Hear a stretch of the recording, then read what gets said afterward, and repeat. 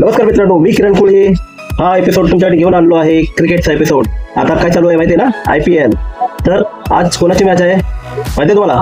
काय माहिती ना, सांगतो मी तुम्हाला. आज आहे Mumbai Indians versus Kolkata night riders. तर आजची मॅच ही वानखेडे स्टेडियमवर खेळवली जाणार आहे. तर वानखेडे स्टेडियमवर कशा प्रकारची पिच असेल, सामना किती वाजता खेळवला जाणार आहे, कोण कोण चांगल्या प्रकारे इथे खेळी करू शकतं, ठीक आहे. तर याविषयी आजच्या एपिसोडमध्ये आपण बोलणार आहोत. तर असंच बघत राहा, मध्येच स्किप करून जाऊ नका व्हिडिओ, जेणेकरून तुम्हाला या मॅचविषयी संपूर्ण सविस्तर माहिती मिळेल, ठीक आहे. तर पुढे होऊया. तर आजची मॅच होणार आहे आपल्या मुंबईच्या वानखेडे स्टेडियम. आमची मुंबई. कोणाला मॅच बघायची असेल तर लवकरात लवकर तिकीट काढून वानखेडे स्टेडियमवर तुम्ही आजची मॅच बघू शकता, ठीक आहे. तर मित्रांनो, आजची मॅच आहे आपल्या वानखेडे स्टेडियमवर, आणि ती जर बघायची असेल तर तुम्ही स्टेडियमवर जाऊ शकता, किंवा घरून जर बघणार असाल तर स्टार स्पोर्टवर ही मॅच दाखवली जात आहे. तर स्टार स्पोर्टवर केबलवर आपली ही मॅच आपण तुम्ही टीव्हीवर बघू शकता, किंवा मोबाईलवर आणि अँड्रॉइड टीव्हीवर जर बघायची असेल तुम्हाला तर हॉटस्टार या चॅनलवर आपल्याला फ्रीमध्ये ही मॅच प्रसारित होताना दिसत आहे, ठीक आहे. तर या मॅचमध्ये आता पिच रिपोर्ट सांगायचं झालं तर ही मॅच आहे वानखेडे स्टेडियमवर. तर आजचा पिच रिपोर्ट काही अशा प्रकारचा आहे. तर इकडे ज्या पण मॅच होत आहेत तर इकडची पिच आहे स्पोर्टिंग पिच. स्पोर्टिंग पिच म्हणजे कशा प्रकारची असते, ज्याच्यावर बॅटिंग आणि बॉलिंग या दोघांनाही व्यवस्थित म्हणजे समांतर फायदा मिळतो. म्हणजे बॅट्समनही इथे चांगल्या प्रकारे रन बनवू शकतात, आणि बॉलर सुद्धा. तर ही पिच आहे जी ती स्पोर्टिंग पिच आहे. तर इथे बॅट्समन खेळायला येतील तेव्हा खूप चांगल्या प्रकारे रन बनवतील. जवळजवळ ह्या पिचवर आतापर्यंत जो एव्हरेज स्कोर मानला जातो तो 175, 175. जशी कालची मॅच झाली बघितली असाल आपण, मी मागच्या व्हिडिओमध्ये सांगत नव्हतं, कधीही उघडून बघू शकता. जे सांगितलं ते घडलंय की नाही ते बघा. जे सांगितलं होतं की बाबा 175 ते 210च्या आसपास स्कोर तुम्हाला बघायला मिळेल. तर कालच्या मॅचमध्ये 201चा स्कोर लागला होता. तर असंच काहीसं आजच्या मॅचमध्ये सुद्धा तुम्हाला बघायला मिळेल. आजची पिचही पाटा पिच नाहीये, पण बॉलर आणि बॅट्समन या दोघांना फेवर करेल. तर बॅटिंगच्या टायमाला बॅट्समन चांगले रन बनवतील. जर एखादी जोडी टिकली तर 200च्या पार स्कोर जाऊ शकतो चांगल्या प्रकारे. कारण हा ग्राउंड छोटा आहे, त्यामुळे ह्या ग्राउंडवर चौके छक्के मारणे सोपे जाते. जो चांगला हिटर असेल आणि तो टिकला तर नक्कीच 250च्या आजूबाजूला पण स्कोर नेऊन ठेवू शकतो. तर अशा प्रकारचं काहीचं पिच आपल्याला बघायला मिळेल. तर ह्या ज्या पिचवर आपल्याला बॉलिंग कशा प्रकारची बघायला मिळेल, तर स्पिन जे स्पिनर आहेत ते इथे कमी प्रमाणात परफॉर्मन्स करताना दिसतात. त्यांच्या तुलनेत आपण बघायला गेलं नंतर फास्टर बॉलर खूप चांगल्या प्रकारे कामगिरी करताना आपल्याला दिसतील. इथे जवळजवळ 10 पैकी त्यांना मार्क द्यायचे झाले तर 8 मार्क फास्ट बॉलरला जातील आणि 2 मार्क फक्त आपले स्पिनरला जातील. म्हणजे जास्तीत जास्त फास्ट बॉलर खेळवण्याचा प्रयत्न येथे केला जाईल. मुंबई इंडियन्सची टीम तर तुम्हाला माहितीच आहे, रोजच्या प्रमाणे त्यांच्यामध्ये जास्त बदलाव दरवर्षी काही होत नाही, कारण ही एक विनिंग टीम आहे आणि जास्त बदलाव करण्यावर ते काही विश्वास ठेवत नाही. खूप चांगल्या प्रकारे खेळते ही टीम आपली मुंबई इंडियन्सची. तर मुंबई इंडियन्सची टीम ही काही अशा प्रकारे असेल: सूर्यकुमार यादव, रोहित शर्मा, क्लिंटन डिकॉक, तिलक वर्मा, हार्दिक पांड्या, नंतर नमन धेर, नंतर मिचेल सँटनर, त्यानंतर दीपक चहर, ट्रेंट बोल्ट, जसप्रीत बुमराह. हे अशा प्रकारे खेळाडू असतील आपली हे प्लेइंग 11. आणि पलीकडे बघायला गेलं कलकत्ता नाईट रायडर्स. सर फॅब Allen, Sunil Narayan, Ajinkya Rahane, Raghuvanshi, Cameron Green, Rinku Singh, R Singh, Varun Arora, Umran Malik, Varun Chakravarthy आणि बी मुजरबान. तर दोन्ही टीम बघायला गेल्या तर दोघांचं समांतर आहे. एक जी आपली मुंबईची टीम आहे त्याच्यामध्ये ही बॅटिंग आणि बॉलिंग ही व्यवस्थित प्रमाणात आहे. म्हणजे कंपॅरिझन 50-50% मध्ये दोन्ही पण बॉलर पण तेवढेच मजबूत आहेत आणि बॅट्समन पण तेवढेच मजबूत आहेत. पण त्याच्या कंपॅरिझनमध्ये आपल्याला नाईट रायडर्समध्ये जे सुरुवातीचे 3 आहेत, फॅब ॲलन तो खूप चांगल्या फॉर्ममध्ये आपल्याला दिसून येतोय. अजिंक्य रहाणेला आपल्याला खूप दिवस बघता आला नाही गेल्या IPL पासून, पण ते चांगल्या प्रकारे खेळी करून दाखवतात जेव्हा पण खेळतात. आपल्या संघाला एक चांगले स्कोरपर्यंत पोहोचवण्यासाठी मदत करतात. आणि याच्यामध्ये रिंकू सिंग हे फिनिशरची भूमिका आपल्याला करताना दिसू शकतात. तर मुंबई इंडियन्सकडनं कोण चांगली खेळ करू शकतो? मुंबई इंडियन्सकडनं आपले रोहित शर्मा हे ओपनर म्हणून येतात. तर आणि क्लिंटन डिकॉक हे त्यांच्या जोडीला असतात. तर त्याच्याबरोबर अजून एक आहेत बॅट्समन रिकल्टन म्हणून, तेही कधी कधी ओपनिंग करताना आपल्याला दिसू शकतात. जर डिकॉक फेल झाले, मागच्या IPL मध्ये असं दिसून आलं होतं, जेव्हा डिकॉक फेल झाले होते त्यांच्या खेळीमध्ये, तेव्हा त्यांना बसून रिकल्टन यांना ओपनिंग करवली जात होती. तर खूप चांगले बॅट्समॅन आहेत रिकल्टन. त्यांचा स्ट्राईक रेट आपल्याला खूप चांगल्या प्रकारे दिसून येतो. त्याच्यानंतर आपल्याला तिलक वर्मा 3ऱ्या नंबरवर येताना दिसू शकतात. तिलक वर्माने ह्याच्या अगोदर खूप चांगली कामगिरी करून दाखवली आहे इंटरनॅशनल क्रिकेटमध्ये आणि IPL मध्ये सुद्धा. पण गेल्या काही महिन्यांपासून, जवळजवळ हे वर्ष चालू झालं आपलं 2026, त्याच्यापासून त्यांच्या फॉर्ममध्ये आपल्याला म्हणजे उतरता क्रम दिसलेला आहे. वर्ल्ड कप आता जो गेला त्याच्यामध्ये पण काही खास कामगिरी त्यांनी केली नाही. खूपच बोलतो ना, खराब कामगिरी आपल्याला त्यांची बघायला मिळाली. जवळजवळ सूर्यकुमार यादव आणि ते त्यांना एकाच पाड्यामध्ये आपल्याला बघू शकतो. सूर्यकुमार यादव, तिलक वर्मा यांचा फॉर्म काहीसा गेलेला आहे ह्याच्यामध्ये. या गेल्या 3-4 महिन्यांमध्ये काही खास कामगिरी त्यांच्याकडून आपल्याला दिसलेली नाहीये. ही चिंतेची बाब आहे मुंबई इंडियन्ससाठी. आणि त्याच्यानंतर आपल्याला कोण बघायला मिळेल तर हार्दिक पांड्या, ताबडतोब आपला कुंफू पांड्या. हे शेवटला म्हणजे जवळजवळ 11-12 ओव्हर नंतर हार्दिक पांड्या पिचवर येतो आणि ताबडतोब फलंदाजी करून एक समान स्कोर मिळवून देतो मुंबई इंडियनला. चांगला खेळला तर खूपच भारी कामगिरी करतो. बॅटिंग तर करतोच, त्याबरोबर बॉलिंगमध्येही आपली छाप हार्दिक पांड्यामध्ये एक चांगली भूमिका निभावतो. त्याच्याबरोबर नमन धेर ह्याला पण कधी कधी ओपनर म्हणून हे लोक जेव्हा रोटेशन करतात तेव्हा नमन धेरला पण ओपनर कधी कधी घेतात. कधी 1 डाऊन 2nd डाऊन असं पाठवतात.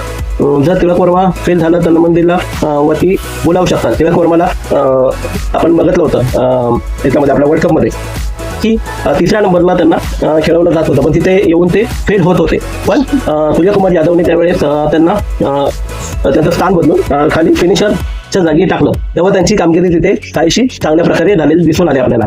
तर तसंच काहीसं मुंबई इंडियन्सच्या ह्या आताच्या IPLच्या सीझनमध्ये दिसून येऊ शकतं की तिलक वर्माला खाली पाठवलं जाऊ शकतं. जर वरती सुरुवातीला कामगिरी नाही केली तर खाली येऊन त्यांना 5व्या क्रमांकावर रन बनवण्यासाठी, फिनिशरची भूमिका निभवण्यासाठी पाठवलं जाऊ शकतं. हे झालं आपलं बॅट्समनच्या बाबतीत. आता बॉलर कोण आहेत तर मेन बॉलर आपल्यामध्ये आहेत जसप्रीत बुमराह आणि ट्रेंट बोल्ट.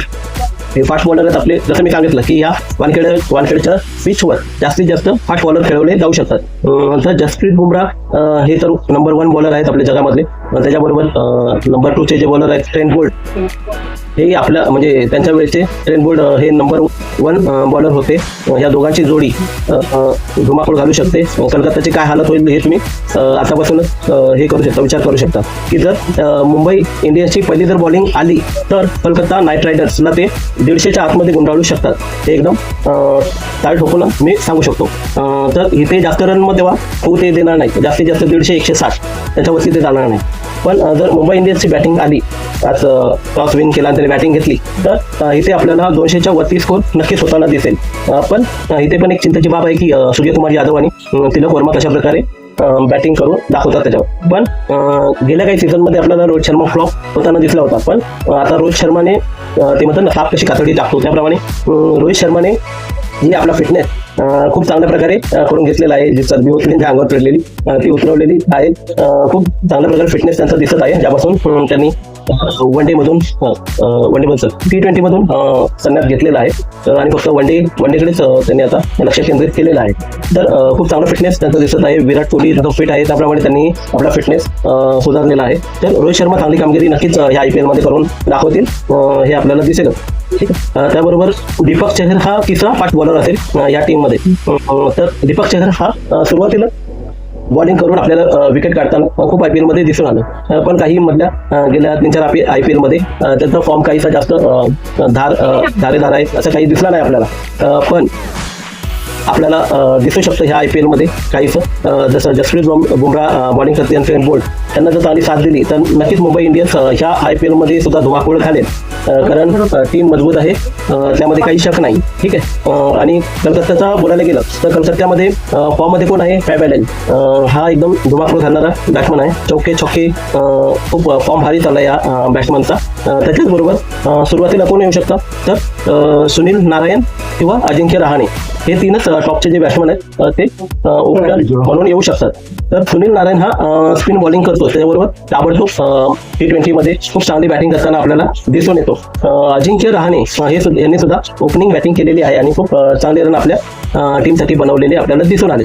तर हे फॅब ॲलन, सुनील नारायण आणि अजिंक्य रहाणे हे चांगले चालले तर काहीसा स्कोर एक चांगल्या म्हणजे बोललो ना 160 पर्यंत यांचा स्कोर दिसून येईल. पण त्याच्यावरती ह्या सुरुवातीचे 3 चांगले चालले तर 160च्या वरती सुद्धा ते नेण्यामध्ये हे होऊ शकतं. म्हणजे तर सुरुवातीचे जर ह्यांचे कोलकाताचे 3 चांगले चालले, फॅब ॲलन, सुनील नारायण आणि अजिंक्य रहाणे हे चांगले चालले तर आपल्याला त्यांच्या वतीने एक चांगली कामगिरी करताना आणि त्यांचा स्कोर एक चांगल्या लेवलवर जाताना आपल्याला दिसून येईल. जर हे वरचे चांगले तरच 190च्या आसपास ते लोक जाऊ शकतात. अदरवाईज 160च्या आतमध्येच ते निपटतील असं तरी मला वाटतंय. हे माझं मत आहे या मॅचविषयी. रिंकू सिंग खाली येऊन नक्की चांगला खेळतो, त्यामध्ये काही शंका नाही. पण ह्यांची जी बॉलिंग आहे त्याच्यामध्ये मला थोडीशी मुंबई इंडियन्सच्या टीमच्या तुलनेमध्ये कोलकाताच्या जी बॉलिंग युनिट आहे त्याच्यामध्ये मला थोडीशी कमतरता दिसून येते. उमरान मलिक नक्कीच हा फास्ट चांगला बॉलर आहे पण कन्सिस्टंट बॉलिंग करत नाही. फास्ट बॉलिंग नक्की करतो पण फास्ट बॉलिंग नुसतं फास्ट असून चालत नाही, ते त्याचा टप्पा व्यवस्थित असावा लागतो तरच ते विकेट मिळतात. तर उमरान मलिकला ह्याच म्हणजे त्याचं अनकन्सिस्टंट परफॉर्मन्समुळेच त्याला आपल्या भारतीय टीममध्ये आतापर्यंत स्थान मिळवण्यामध्ये तो कामयाब झालेला नाहीये. तर असं काहीच आहे यांच्या बॉलिंग फास्ट बॉलिंग विषयी. वरुण चक्रवर्ती ह्याचा पण फॉर्म या गेल्या IPL झाला त्याच्यामध्ये डावाडोल झालेला आहे. बॅट्समनने त्यांना असं काय या गेल्या वर्ल्ड कपमध्ये धुतलेलं आहे की काय बोलायला नको. 4 ओव्हर टाकतात खरे पण जवळजवळ 50 ते 60 रन देऊन बसतात अशी त्यांची हालत झालेली आहे. विकेट मिळतात पण अशा विकेट काय कामाच्या जे तुमचे 4 ओव्हरला तुम्ही जर 50-60 रन दिले तर फायद्याचं काय विकेट मिळून. तर त्यांना त्यांच्या या कामगिरीवर लक्ष देणं गरजेचं आहे. बी मुजरबानी हा जो बॉलर आहे फास्टर त्याची कामगिरी झिम्बाब्वेचा बॉलर आहे पण त्याची कामगिरी ह्या ज्या वर्ल्ड कपमध्ये आपल्याला दिसून आली. खूप चांगली कामगिरी त्यांनी करून दाखवली. त्यांच्या संघाच्या वतीने वर्ल्ड कपमध्ये खूप भारी कामगिरी होती मुजरबानीची. त्याच्याच जोरावर त्याच्याच म्हणजे बॉलिंगच्या जोरावर मुजरबानी आपल्याला झिम्बाब्वेसारखी टीम सुपर 8मध्ये येताना दिसली होती. तर ह्या IPL मध्ये पण मुजरबानीची खूप चांगली कामगिरी होताना दिसू शकते कारण मुजरबानी चांगल्या फॉर्ममध्ये आहे. तर अशी काहीशी आहे कोलकाता आणि मुंबई इंडियन्सची प्लेइंग 11. तर त्यांची आतापर्यंत जवळजवळ 35 मॅच झालेल्या आहेत. ठीक आहे, 35 मॅच हेड टू हेड त्यांनी कसे जिंकलेले आहेत तर एकमेकांविरुद्ध खेळताना मुंबई इंडियन्सने 24 मॅच जिंकलेले आहेत कलकत्ता विरुद्ध आणि कलकत्त्याने मुंबई इंडियन्स विरुद्ध खेळताना 11 मॅच जिंकलेले आहेत. तर इथे सुद्धा मुंबई इंडियन्सचा पगडा भारी आहे. आणि वानखेडे स्टेडियमवर बघायला गेलं फक्त वानखेडे स्टेडियमवर ते जेव्हा भिडलेले तेव्हा वानखेडे स्टेडियमवर 10 मॅच मुंबई इंडियन्सने जिंकलेले आहेत आणि 2 मॅच कोलकाता नाईट रायडर्सने जिंकलेले आहेत. तर इथेही मुंबई इंडियन्सचा जे तराजू आहे ते भारी आपल्याला दिसतो. तर याच्यावरनं तुम्ही आखू शकता की आजची मॅच कोण जिंकू शकतो. आता सांगितलेल्या आकड्यावरनं तुम्हाला नक्कीच वाटेल की मुंबई इंडियन्स ही मॅच जिंकणार आहे. पण म्हणतात ना की क्रिकेटमध्ये कोणी प्रेडिक्शन केलं ते फेल झालेले आहेत. क्रिकेटचे प्रेडिक्शन काही म्हणजे 100% 100% हे खरोखर होतातच असं नाही. पण हे जे मी सांगितलेले आहेत आकडे आणि जे मी प्रेडिक्शन केलेले आहेत ते नक्कीच तुम्ही पुढच्या मॅचमध्ये आजमावू शकता की किरणने काय सांगितलं होतं आणि काय घडलं ते. ठीक आहे, मागचे व्हिडिओ पण मागचाच व्हिडिओ तुम्ही बघू शकता मॅचचा की मी जी भविष्यवाणी केली होती मॅचविषयी प्रेडिक्शन केलं होतं त्याप्रमाणेच टीम खेळलेल्या होत्या आणि तेवढेच रन बनले होते. तर ह्या मॅचमध्ये पण बघा आजमावून बघा कशा प्रकारे आपलं प्रेडिक्शन साध्य होत आहे ते. ठीक आहे, तर एवढंच बोलून मी आजचा हा ब्लॉग क्रिकेटचा समाप्त करतो. तर तुमचे विचार नक्कीच कळवा मला. आपला व्हिडिओ आवडला असेल तर लाईक करा, शेअर करा, सबस्क्राईब करा आणि आपल्या मित्रांना ग्रुपमध्ये शेअर करा. ठीक आहे, थँक्यू व्हेरी मच. जय हिंद.